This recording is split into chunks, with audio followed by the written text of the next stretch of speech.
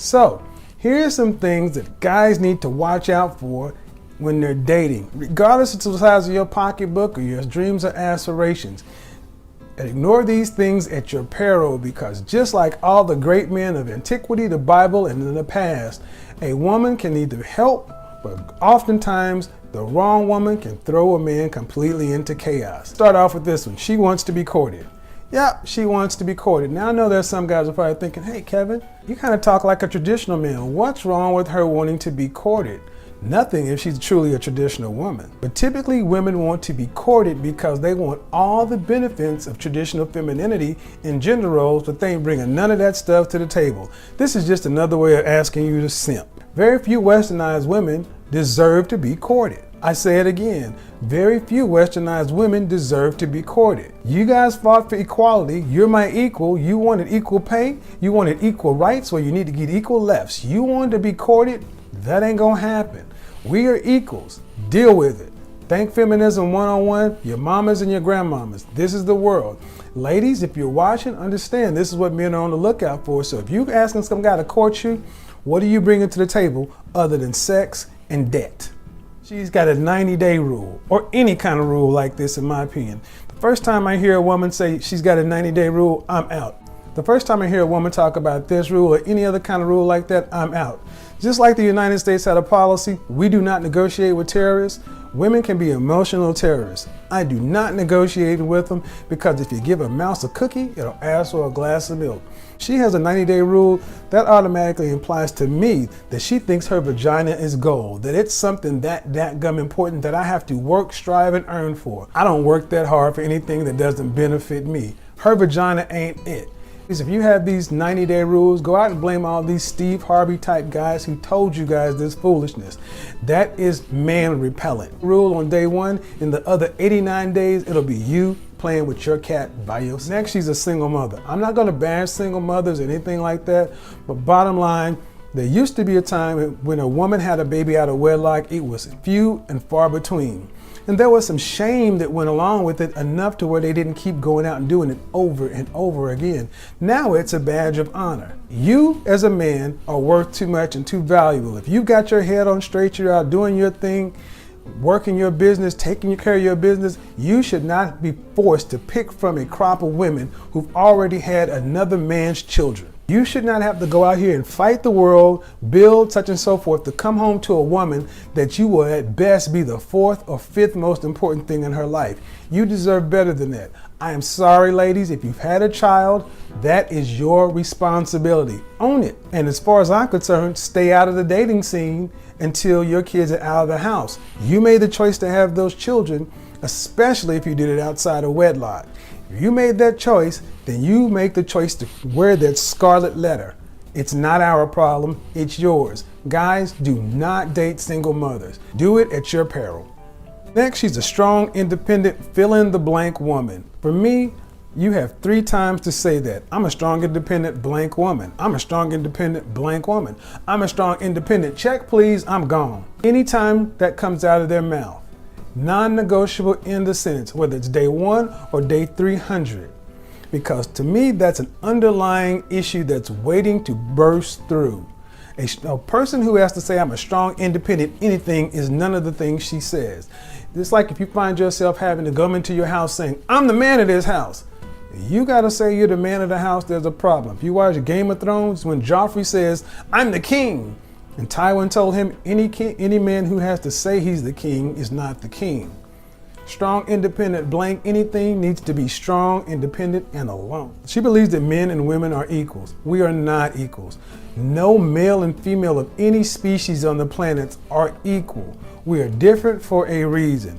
I am not going to negotiate your role and my role. If you come into this saying that we're equal, we're automatically at loggerheads, because you're not a woman, in my opinion. You're a female.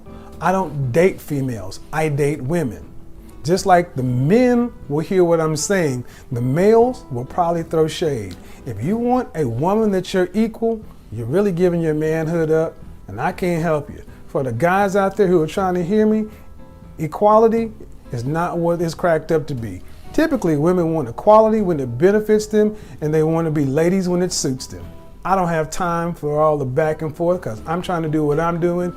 I'm leading, she's gonna follow. There can't be two captains. Pick your poison. If you pick equality, you'll die a slow death. She's a big time church girl. I'm a Christian. I was born and raised in the church. I attend regularly, but big time church girls tend to come with big time church problems. There's no more hypocrisy in dating than in the church, because unless she's a big time church girl and a virgin, you're already gonna have issues.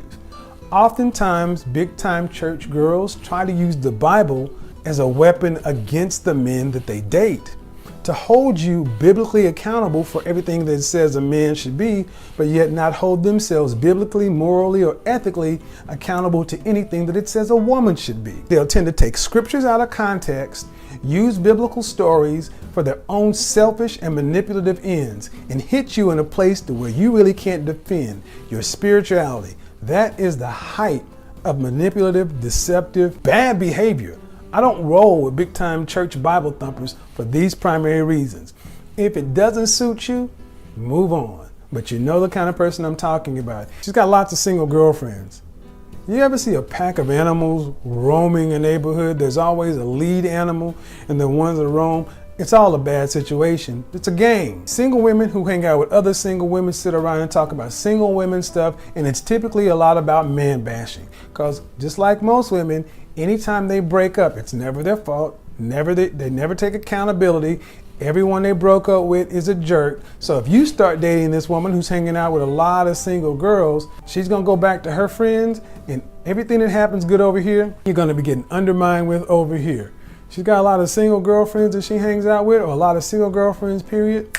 Peace, two fingers. You can't win, because their strength in numbers and female foolishness is at an all-time high, and we don't need to deal with it. Avoid women that got a lot of single friends. And another thing, women that have a lot of single friends don't typically hang out with women who are in relationships or married, because they themselves don't know how to be. They know single. Let them stay single. She comes from a long line of single mothers, aunts, and cousins. My ex-wife hit this to the mold. I love that woman. She was fine as frog's hair, but when I went her family, 13 of the most beautiful women I have seen in one family, 11 of them were single. And I got to know why. Because they all had that same strong, independent, blank woman strength. They all had that quintessential attitude, dysfunctional group of harpies if I ever met them.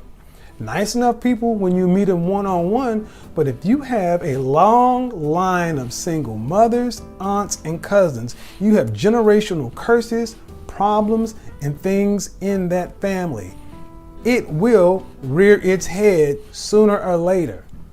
You don't want to be around either way. The downside is this woman typically has really good sex game. So think with your big head, not with your little one. Look at the chips on the board and adjust accordingly. Don't even let yourself get sucked in. Ask some questions. Figure out what her family life is like, her family history. You're interviewing her for a job inside the corporation of you. You're the CEO. Why are you going to bring in somebody who's going to embezzle from the company, sell your secrets, and leave you in bankruptcy? And lastly, she's got a history of broken relationships, especially if she's an 8, 9, or 10. 8s, 9s, and 10s, every one of their exes were all jerks and buttholes. I've never ever met a woman who's upfront about their relationships in the past and say, you know what, I messed that up. I cheated on him, I hurt him, I did this, such and so forth. It's always something was wrong with every guy. From high school to college to lifetime, from lifetime to college to high school to junior high to elementary. Each and every boyfriend or guy they've dated along the line was always something wrong with the men. Guys, step back from this for a second. Ask yourself, the only common denominator in all of her situations was her. If there's always something wrong with everyone and it's not her, it's going to be you in a minute. Avoid this kind of woman at all costs, because all she knows is how to break up. All she knows how to be is in dysfunctional relationships. You're not going to come in and fix her. You're not going to come in and save her. Save yourself. Avoid her up front.